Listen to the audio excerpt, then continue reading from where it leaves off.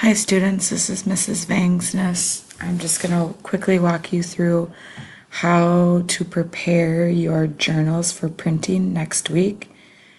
So if you have your journal up, a couple of things that you want to check for. Be sure that your heading is in the center, and be sure that you don't have any awkward spaces between any of your paragraphs. Get rid of all those weird spacing things, and then you're going to go up to the file button and scroll down to page setup.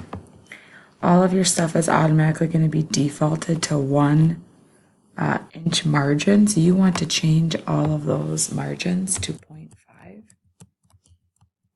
and you're going to notice right away after you do that it's going to expand your text on all of the pages, and hopefully that's going to help reduce the amount of paper that we are printing. Also, your font size is supposed to be 12, but I don't want you to go any bigger than 14. So if yours is 14, please be sure that you make yours smaller so that we can fit more text on the pages. You need to do this with all 4 of your journals to prepare yourself to print them for the final next week.